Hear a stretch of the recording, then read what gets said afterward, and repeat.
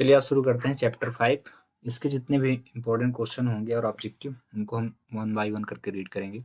पहला क्वेश्चन है, जैव प्रक्रम किसे कहते हैं? वे सभी प्रक्रम जो सम्मिलित रूप से अनुरक्षण का कार्य करते हैं जैव प्रक्रम कहलाते हैं। ये क्वेश्चन अगर आएगा भी तो 1 नंबर का क्वेश्चन आ सकता है या कि 2 का। ठीक है। अगला क्वेश्चन, हमारे जैसे बहुकोशिकीय जीवों में ऑक्सीजन की आवश्यकता पूरी करने में विसरण क्यों अपर्याप्त है? इसका आंसर देखें, बहुकोशिकीय जीवों में सभी कोशिकाएं अपने आसपास के पर्यावरण के सीधे संपर्क में रह सकती हैं। अतः साधारण विसरण सभी कोशिकाओं की आवश्यकताओं की पूर्ति नहीं कर सकता, इसलिए ऑक्सीजन की आवश्यकता होती है। ठीक ना। अगला, एंजाइम किसे कहते हैं? Very important question. ठीक है। जीवों में जटिल पदार्थों को सरल पदार्थों में खंडित मतलब होता है तोड़ देना, करने के लिए जीव जैव उत्प्रेरक उपयोग करते हैं जिन्हें एंजाइम कहते हैं। इस क्वेश्चन को जरूर आप याद कर लेना है ना, काफी बार पेपर में आ चुका है। अगला क्वेश्चन है, विषमपोषी जीव उत्तरजीविता के लिए प्रत्यक्ष या परोक्ष रूप से किस पर आश्रित होते हैं? तो इसका आंसर लिखना, स्वपोषी पर आश्रित रहते हैं। सिंपल इतना आंसर। विषमपोषी जीव अपने जीवन के लिए किस पे आश्रित रहते हैं? स्वपोषी पर। और स्वपोषी विषमपोषी जीव के जो उदाहरण रहेंगे जंतु तथा कवक होते हैं। ये वेरी इंपॉर्टेंट क्वेश्चन है। आपका प्रकाश संश्लेषण जो है इंपॉर्टेंट नहीं, इंपॉर्टेंट से भी वेरी इंपॉर्टेंट। ये पिछले साल 2024 के पेपर में आया था। प्रकाश संश्लेषण की क्रिया का समीकरण यहाँ दिया गया है। ठीक है। और प्रकाश संश्लेषण की थ्योरी भी आ चुकी है ना।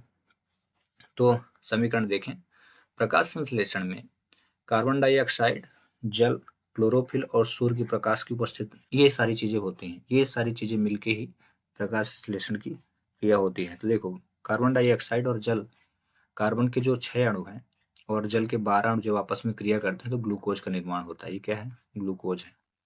C6H12O6 ग्लूकोज का फार्मूला है। वहीं ऑक्सीजन के 6 अणु जो है तो बाहर हो जाते हैं और जल के 6 अणु बाहर हो जाते हैं। ठीक है। अगला, प्रकाश संश्लेषण प्रक्रम में कौन सी घटनाएं संपादित होती हैं? तो देखें कौन कौन सी। क्लोरोफिल द्वारा प्रकाश ऊर्जा को अवशोषित करना होता है। दूसरा, प्रकाश ऊर्जा को रासायनिक ऊर्जा में रूपांतरित करना तथा जल अणुओं का हाइड्रोजन तथा ऑक्सीजन में अपघटन होता है। आप देख ही रहे हो, जल के अणु बाहर हुआ, ऑक्सीजन भी अपघटित हो गया, बाहर आ गया है। और तीसरी कंडीशन क्या होती है? कार्बन डाइऑक्साइड का कार्बोहाइड्रेट में अपचयन हो जाता है। ठीक है। ये तीनों क्रियाएं होती हैं। अगला, क्वेश्चन नंबर 7, प्रकाश संश्लेषण के लिए आवश्यक कच्ची सामग्री पौधा कहाँ से प्राप्त होता है? तो सिंपल से इसका आंसर लिखना, वायुमंडल। ठीक है। Carbon dioxide. तो देखो, प्रकाश संश्लेषण में ये जो कच्ची सामग्रियां हैं, ये नोट करके रखना, पेपर में आ चुका, वेरी इंपॉर्टेंट क्वेश्चन है। इसमें ये आपको बताना है कि जैसे कार्बन डाइऑक्साइड, इसमें क्या क्या होता है? कार्बन डाइऑक्साइड हो गया, जल हो गया। ठीक है। तो इनको कहाँ से, ये सारी चीजें कहाँ से मिलती है? तो अगर हम देखें, कार्बन डाइऑक्साइड CO2 लिखा है, कार्बन डाइऑक्साइड कहाँ से आपको मिलेगा? वायुमंडल से। जल कहाँ से मिलेगा? मिट्टी से। ऊर्जा अगर देखें तो ऊर्जा का जो प्राप्ति स्रोत है वो क्या है? सूर्य का प्रकाश है। और क्लोरोफिल जो प्रकाश संश्लेषण उपस्थित होता है वो कहाँ से मिलेगा? पौधों की पत्तियों से। अगला क्वेश्चन इंपॉर्टेंट क्वेश्चन है, ऑब्जेक्टिव वगैरह सब आएंगे, इनको पढ़ के रखना है ना। हमारे शरीर में भोजन से व्युत्पन्न ऊर्जा को किस रूप में संचित किया जाता है? तो इसको याद रखना, ग्लाइकोजन। ये ऑब्जेक्टिव मिलेगा। पत्ती की सतह पर पाए जाने वाले छिद्रों का नाम एवं कार्य लिखिए। तो इसको रंध्र कहते हैं। जो पत्तियों पे आप छोटे छोटे छिद्र देखते हैं उन्हें रंध्र कहते हैं। रंध्र को आप यहाँ पे आप डायग्राम में देख सकते हैं। ये प्यारा सा डायग्राम, ये जो आपको होल छोटे छोटे दिख रहे हैं ना, छिद्र दिख रहे हैं, ये रंध्र है। ठीक है। ये रंध्र है ना। तो ये पूरा ये जो लेयर है, ये वाला लेयर रक्षक कोशिकाएं हैं जो कोशिकाओं को रक्षा करती है, और ये जो होल है वो रंध्र है। ठीक है। रंध्र का नामांकित चित्र यहाँ पे बनाया गया है। ये खुला रंध्र है और ये बंद रंध्र है। ठीक ना। तो ये काफी ज्यादा जूम करके बनाया गया है। ये जूम है तो खुला रंध्र है, और ये पैकिंग में है। ये जो रंध्र है पैक है, रक्षक कोशिकाएं हैं पूरा, ये बंद रंध्र है। ठीक ना। ये अब यहाँ देखें, तो क्या याद रखना है कि लीफ की सतह पर पाए जाने वाले जो छिद्र होते हैं उनको क्या बोलते हैं? रंध्र कहते हैं। ऑब्जेक्टिव बन सकता है, प्रकाश संश्लेषण के लिए पौधों का आदान प्रदान करना। ये क्या है? रंध्र का काम। यानी पौधों में प्रकाश संश्लेषण के लिए, सॉरी पौधों नहीं, गैसों का आदान प्रदान करना। यह रंध्र जड़ एवं तने पर भी पाए जाते हैं। तो इस ब्रैकेट को आप ना लिखें, कोई जरूरत नहीं है। ये समझाने के लिए कि रंध्र जो होता है जड़ एवं तन पर भी पाए जाते हैं। आप इसको अपने नोट में लिख सकते हैं, इंपॉर्टेंट फैक्ट में लिख सकते हैं कि रंध्र ऐसा नहीं है कि आपको पत्ती में ही मिलते हैं, ये जड़े और तनों में भी पाए जाते हैं। और दूसरा इसका कार्य, 2 कार्य पूछा था, कार्य लिखना है। तो पहला प्रकाश संश्लेषण के लिए गैसों का आदान प्रदान करना, के अंदर आए और बाहर जाए, और दूसरा है वाष्पोत्सर्जन करना। ठीक ना, ये 2 इसके क्या हो गए, वर्क हो गए।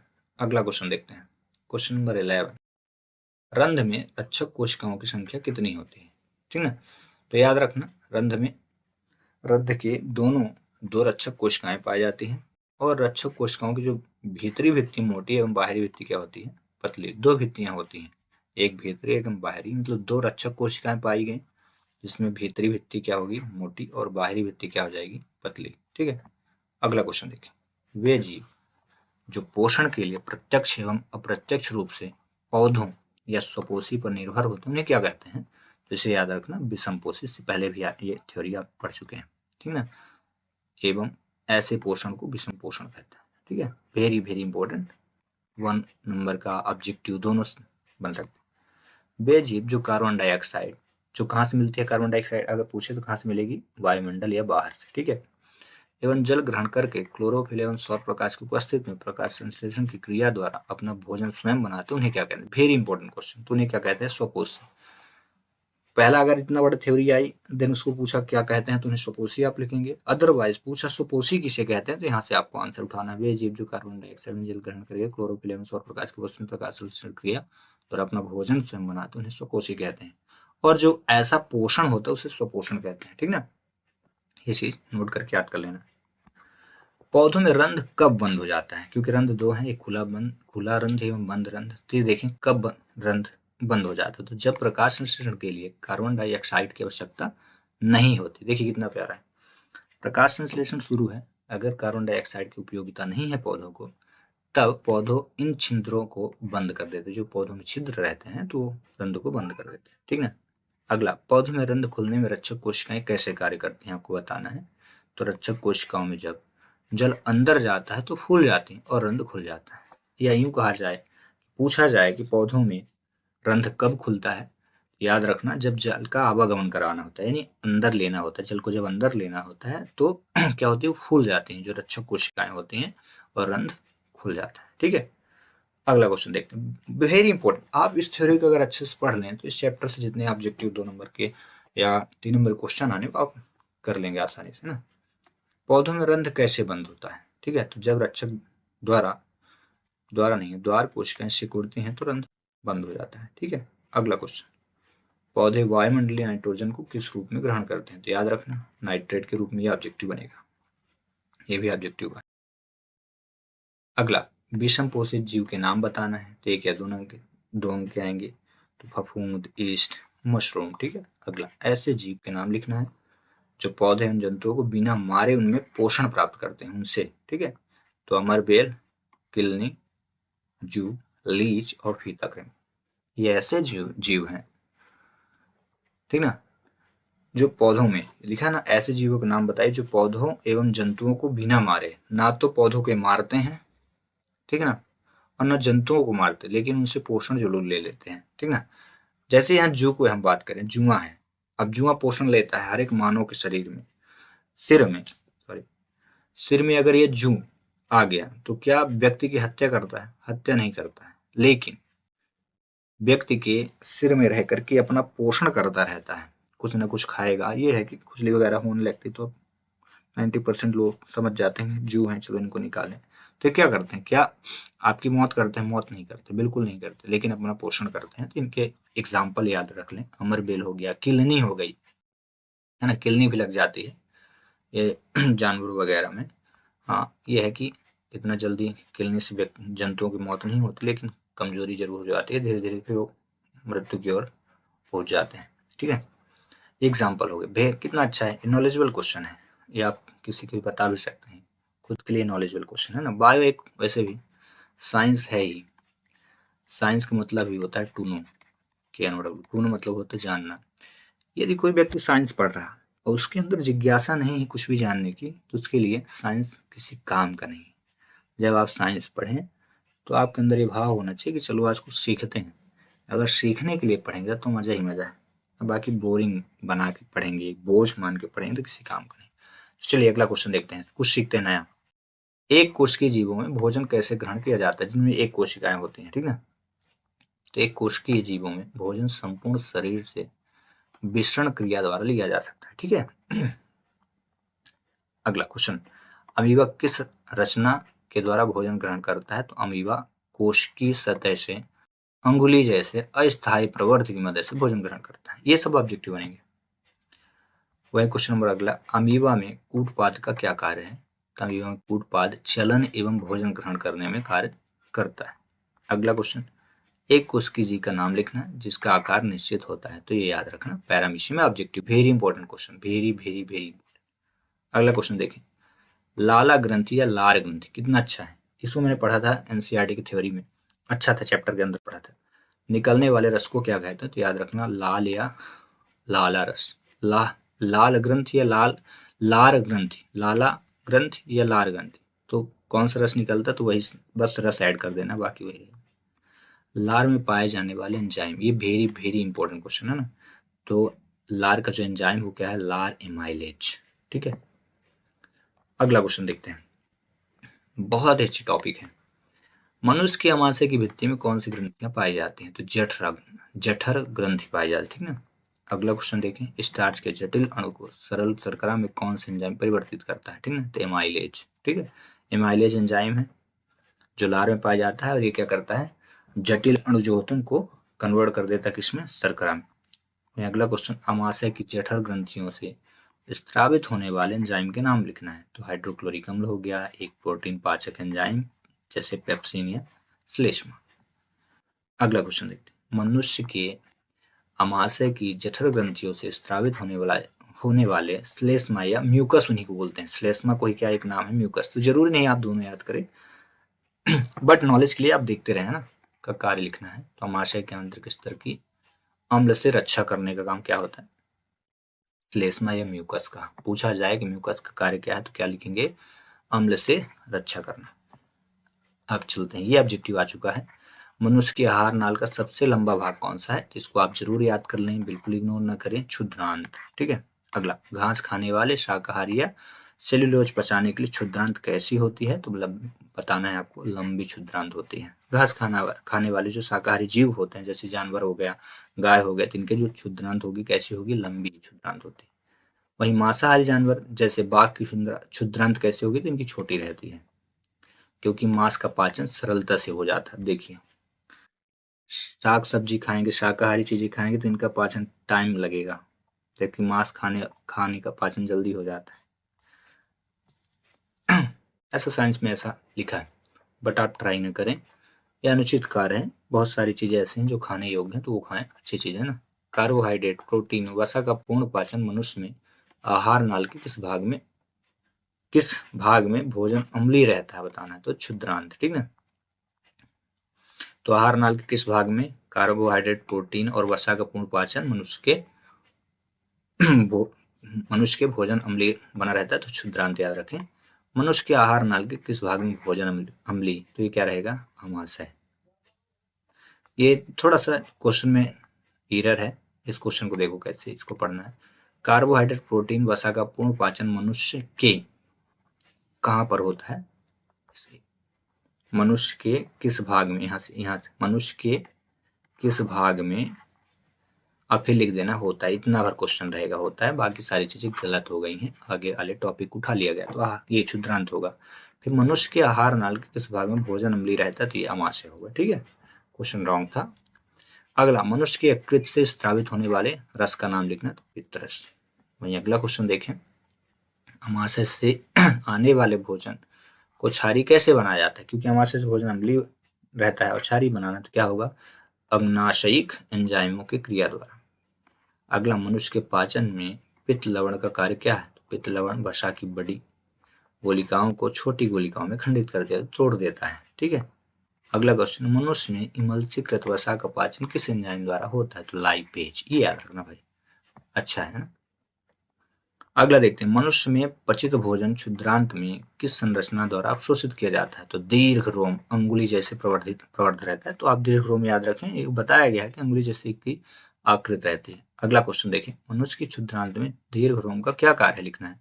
तो अवशोषण का सतही क्षेत्रफल बढ़ा देना, ठीक है। जो अवशोषण होना है तो उसके क्षेत्रफल को बढ़ाने का कार्य करता है। अगला देखते हैं, जीवों में ऑक्सीजन की अनुपस्थिति में होने वाला श्वसन क्या कहलाता है? क्या आप क्वेश्चन दिया, वेरी इंपॉर्टेंट क्वेश्चन। तो बोलेंगे अवायवीय श्वसन। वहीं जीवों में ऑक्सीजन की ये अनुपस्थित था, उपस्थित में होने वाला श्वसन तो क्या कहेंगे? वायवीय श्वसन। ये मैंने थ्योरी में पढ़ा था, अच्छी डीप थ्योरी थी। मनुष्य की पेशियों में क्रैम्प का क्या कारण है? कारण क्या है? तो लैक्टिक अम्ल का जो निर्माण होता है ना, तो पेशियों में होता है, ये रखना, क्रैम्प में। अगला क्वेश्चन देखते हैं, मनुष्य की पेशियों में लैक्टिक अम्ल का निर्माण कब होता है?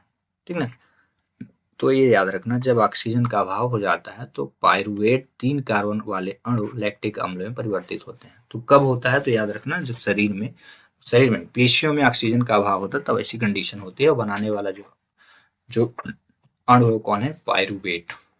ऊर्जा मुद्रा किसे कहते हैं? तो याद रखना एटीपी। काफी बार पेपर में आ चुका है एटीपी, एटीपी का फुल फॉर्म भी आया है, ठीक है। अगला, एटीपी का कार्य लिखना है तो याद रखना, पेशियों के सिकुड़न, तंत्रिका आवेग का संचरण करना, प्रोटीन संश्लेषण करना, ठीक ना। पेशियों के सिकुड़ने में सहायक होता है, तंत्रिका आवेग का संचरण करता है, प्रोटीन का संश्लेषण। अगला, चावल के पानी में कुछ बूंदे आयोडीन की डाली जाए तो विलयन का रंग नीला हो जाता है। ऐसा आप ट्राई करें, नीला काला हो जाता है, नीला होगा फिर काला हो जाता है। इससे प्रदर्शित होता है कि चावल के पानी में उपस्थित है। तो क्या उपस्थित है, ऐसा क्यों होता है? तो याद रखना, स्टार्च होने के कारण होता है। आप ऐसा ट्राई करना, चावल के पानी में कुछ बूंद आयोडीन की डालें तो आयोडीन नमक आपको मिल जाएगा, तो विलयन का जो रंग होगा वो क्या होगा? नीला काला हो जाएगा। तो ये क्यों होता है? स्टार्च के कारण। अगला क्वेश्चन, श्वसन क्रिया में स्थलीय जंतु ऑक्सीजन कहाँ से ग्रहण करते हैं? तो वायुमंडलीय ऑक्सीजन से। वहीं श्वसन क्रिया में जलीय जंतु ऑक्सीजन कहाँ से ग्रहण करते हैं? ठीक है, ये ध्यान रखना, स्थलीय जीव जंतु हैं, ठीक है, स्थल में रहने वाले। और ये जलीय जंतु जो जल में रहते थे, वो जल में विलय ऑक्सीजन से। ये वायुमंडल विलय से, ये जल में, थोड़ा सा डिफरेंस। मानव में श्वसन वर्णक का नाम लिखना है तो हीमोग्लोबिन, जो मानव श्वसन लेता है, सांस। क्वेश्चन नंबर 51, मनुष्य के श्वसन तंत्र में वायु घुल तथा दूसरी अशुद्धियां रहित पहुंचे, इस कार्य के लिए कौन सी रचनाएं पाई जाती हैं? तो श्वास नली में महीन बाल पाए जाते हैं एवं श्लेष्मा की परत, जिससे कि क्या हो? श्वास नली में यानी नाक द्वार में क्या होते हैं? छोटे छोटे बाल पाए जाते हैं, श्लेष्मा की परत पाई जाती है, जो क्या करते हैं? वायु को जो अशुद्धियों को ये क्या है? दूर कर देती हैं। वायु धूल, ये घुल नहीं है, श्वसन तंत्र में वायु धूल तथा दूसरी अशुद्धियां रहित पहुंचे। मतलब कहा जाए कि जब आप श्वास लें तो वायु शुद्ध पहुंचे, तो उसके लिए क्या ऐसी चीज संरचनाएं पाई जाती, क्या रचनाएं पाई जाती? तो याद रखना, महीन बाल पाए जाते हैं। मन में ऐसे हो सकता है कि ख्याल आया हो कभी कि क्यों पाए जाते हैं, तो इसका जवाब आप ये देख लें कि वायु की अशुद्धियों को दूर करने के लिए महीन बाल पाए जाते हैं और श्लेष्मा की परत, ठीक ना, जिससे शुद्ध वायु अंदर जाए, अशुद्धि बाहर ही रह जाए। अगला क्वेश्चन देखते हैं, मनुष्य के श्वसन तंत्र में गुब्बारे जैसी संरचना का नाम बताना है, ठीक ना। तो क्या है उसका नाम? कूपिका। जैसे आप साइंस में पढ़े होंगे कूपिका क्या है, कूपिका क्या है, इसी चैप्टर में आप पढ़ें, आप बुक अगर स्टडी करें तो आप पाएंगे कूपिका क्या है। तो अब बताएं कि गुब्बारे जैसी जो संरचना होती है वो कूपिका कहते हैं। मनुष्य के श्वसन तंत्र में पाए जाने वाली कूपिका का कार्य क्या होता है? चलिए जान लेते इसको भी। एक सतह उपलब्ध कराती है कूपिका, जिससे गैसों का क्या होता है? विनिमय, यानी विनिमय मतलब आदान और प्रदान। कूपिका समझ में आ गया, गैसों को आवागमन कराना ही कूपिका का काम होता है। अगला, मनुष्य में श्वसन क्रिया में ग्रहण ऑक्सीजन को ऊतक तक पहुंचाने का कार्य करता है, तो कौन है वो? ठीक है, ये बताना है। तो श्वसन वर्णक, जिसे हीमोग्लोबिन कहते हैं, ये इससे पहले भी, हीमोग्लोबिन को तो जरूर आप याद कर लेना ना, इसको इग्नोर ना करना। वीडियो थोड़ी लंबा रहेगा, आप इसको देखते रहें। अगला क्वेश्चन, मानव श्वसन वर्णक हीमोग्लोबिन कहाँ पाया जाता है? तो याद रखना, आरबीसीएस में, जिसे क्या कहते हैं? लाल रुधिर कणिका, ठीक ना, रेड ब्लड सेल्स। अगला, प्लाज्मा किसे कहते हैं? Very very important question. तो लिखेंगे रुधिर में माध्यम को प्लाज्मा कहते हैं, रुधिर के माध्यम को। क्या कहते हैं, प्लाज्मा कहा जाता है। अगला क्वेश्चन देखते हैं। ऐसे जीव का नाम लिखिए जो क्लोम यानी गिल द्वारा सांस लेते हैं, तो याद रखना मछली। अगला, मनुष्य की आहार, ये ऑब्जेक्टिव बनेगा मुन्ना, पढ़ लेना ना। मनुष्य की आहार नली में भोजन को कौन गति प्रदान करता है, तो क्या याद रखना, क्रमाकुंचन गति। ठीक है। हृदय को वाल्वों की क्यों आवश्यकता होती है, तो याद रखना वाल्व उल्टी दिशा में रुधिर प्रवाह को रोकता है, इसलिए ऐसा होता है। ठीक है। अगला क्वेश्चन, मनुष्य के हृदय में कितने कक्ष पाए जाते हैं, तो याद रखना 2 आलिंद और 2 निलय, यानी टोटल 4 कक्ष पाए। अगला क्वेश्चन देखें, मनुष्य के हृदय में आलिंद या निलय में किसकी भित्ति मोटी होती है, तो याद रखना निलय की। तो इसकी मोटी है तो उसकी क्या होगी, पतली। अगला क्वेश्चन, मनुष्य के हृदय में ऑक्सीजन रहित एवं ऑक्सीजन जनित रुधिर ना मिलने से क्या होगा। अगर ऑक्सीजन की उत्पत्ति ना हो तो व्यक्ति को क्या होगा, शरीर को उच्च क्षमतापूर्ण ऑक्सीजन की पूर्ति कराता है। ठीक ना, क्या लाभ होगा, तो शरीर को उच्च दक्षतापूर्ण ऑक्सीजन की पूर्ति कराने का कार्य होगा।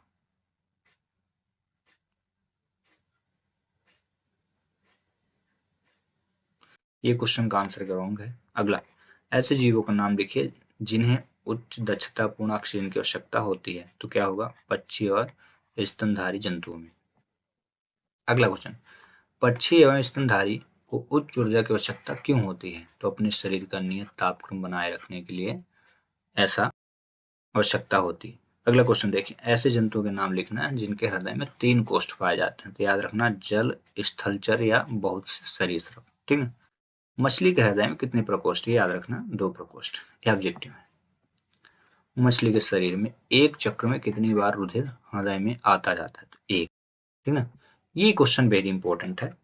दोहरा परिसंचरण तंत्र किसे कहते हैं, इसका लेक्चर मैंने अपलोड किया था। जब रुधिर प्रत्येक चक्र में 2 बार हृदय में जाता है, देख लीजिए 2 बार हृदय में, उसे क्या कहते हैं, दोहरा परिसंचरण।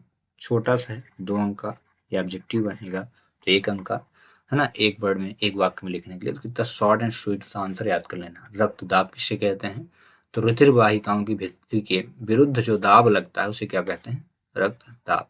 अगला, मनुष्य के हृदय में निलय प्रकुंचन के समय धमनी में जो दाब उत्पन्न होता है उसे क्या कहते हैं, तो प्रकुंचन दाब। अगला देखें, मनुष्य के हृदय में निलय अनुशिथिलन के समय धमनी में उत्पन्न दाब, ठीक ना, ये प्रकुंचन का है, निलय अनुशिथिलन का है, तो क्या, अनुशिथिलन दाब। अगला, ये वेरी इंपॉर्टेंट है, ऑब्जेक्टिव बनेगा। मनुष्य में सामान्य प्रकुंचन दाब या अनुशिथिलन दाब क्या होता है, सामान्य का ये प्रकुंचन दाब 120 mmHg और ये 80 mm, ये याद रख लेना, ऑब्जेक्टिव बनेगा। रक्तदाब किस यंत्र से नापते हैं, ये भी आपको याद रखना है, वेरी इंपॉर्टेंट है, स्फाइग्नोमैनोमीटर। मनुष्य में धमनियों का सिकुड़ना रक्त प्रवाह में प्रतिरोध किस रोग के लक्षण है, उच्च रक्तदाब यानी हाई ब्लड प्रेशर होता है। ठीक है। वहीं वे नलिकाएं जो रुधिर को हृदय से शरीर के विभिन्न अंगों तक ले जाते हैं क्या कहते हैं, धमनी, याद रखना। ठीक ना, धमनी क्या है, जो क्या है, रुधिर को पूरे अंगों में प्रवाहित करती है। रुधिर का मतलब क्या होता है, खून।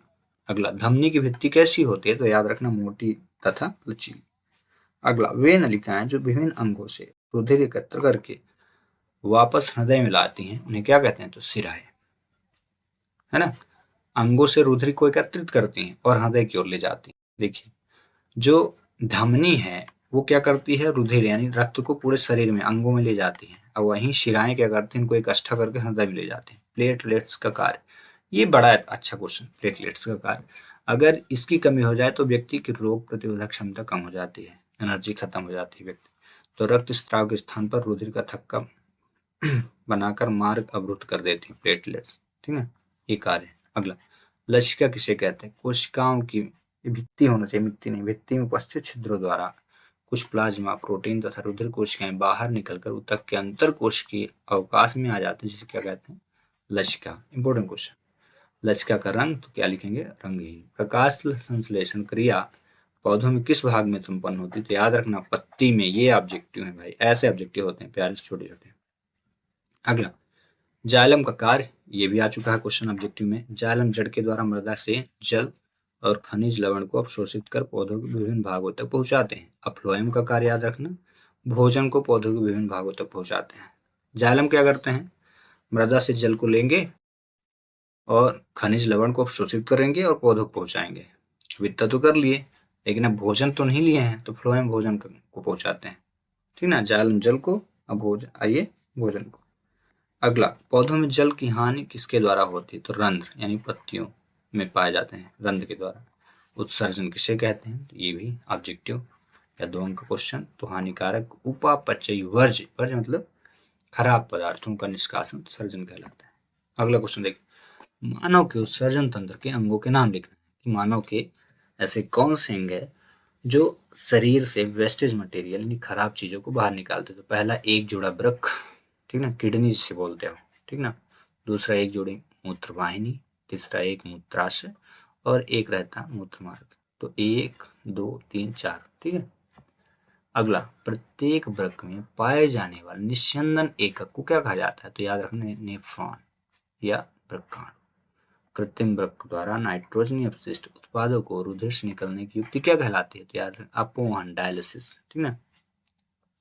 कृत्रिम वृक्क जो होते हैं, किडनी होती है, मानव निर्मित जो किडनी होती है, वो क्या करते हैं, शरीर से जब क्या होता है कि वेस्टेज मटेरियल बाहर नहीं जाता है, जो ये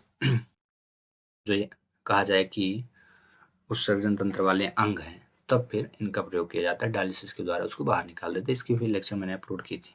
मनुष्य के वृक्क का कार्य, उत्सर्जन। प्रोटीन अमीनो अम्ल के रूप में अवशोषित होता है, तो क्या होता है? तो ये क्या है, अब जो है तो 1 वर्ड्स रहेंगे। प्रोटीन अमीनो अम्ल के रूप में अवशोषित होता है, याद रखना। प्रोटीन किसके रूप में? तो अमीनो अम्ल। अब अगला क्वेश्चन, कोशिका का ऊर्जाघर किसे कहते हैं? तो माइटोकॉन्ड्रिया, याद रखना। बेसही प्रक्रम सम्मिलित रूप संरक्षण का कार्य करते हैं, क्या कहते हैं? जैव प्रक्रम, पहले ही पढ़ा है। ज्यादातर पेड़ पौधों से नाइट्रोजन का अवशोषण किस रूप में होता है? तो याद रखना, नाइट्रस या अमोनिया के रूप में। अगला क्वेश्चन, पाचन नली में सर्वप्रथम भोजन में मिलने वाला एंजाइम कौन सा है? तो एमाइलेज, ठीक है। अगला क्वेश्चन, शरीर में पानी का अवशोषण कहाँ होता है? तो बड़ी आंत। Very very important question. जीवधारी में ऊर्जा का मुद्रक का नाम लिखना है, एटीपी। वर्णांक का नाम लिखना है जो प्रकाश को अवशोषित करता है, तो क्लोरोफिल। ये ऑब्जेक्टिव, वेरी इंपॉर्टेंट ऑब्जेक्टिव। अब आते हैं कुछ इंपॉर्टेंट टॉपिक देख लेते हैं, देन फिनिश करते हैं इस लेक्चर को। ऑक्सीजन की उपस्थिति में पायरुवेट का विखंडन माइटोकॉन्ड्रिया में होता है, ठीक है। ग्लूकोज का ऑक्सीजन की उपस्थिति में विखंडन वायवीय श्वसन है। पायरुवेट का ऑक्सीजन की अनुपस्थिति में विखंडन होने पर अंतिम उत्पाद क्या मिलेगा? एथेनॉल और जल। वहीं पायरुवेट का ऑक्सीजन के अभाव में विघटन होने पर अंतिम उत्पाद लैक्टिक अम्ल या जल मिलता है। अगला, पायरुवेट का ऑक्सीजन की उपस्थिति में विघटन होने पर अंतिम उत्पाद कार्बन डाइऑक्साइड और जल बनता है। ये सभी 1 वर्ड हैं, ठीक ना। जलीय जीव श्वसन के लिए जल में घुली हुई क्या उपयोग करते हैं? तो ऑक्सीजन। मनुष्य शरीर में कूपिका गैसों की विनिमय होती सदैव उपलब्ध कराती। पूछा गया था ना, कूपिका क्या करती है? तो गैसों का आदान प्रदान। मानव शरीर में ऑक्सीजन परिवहन के लिए कौन उत्तरदायी है? तो हीमोग्लोबिन।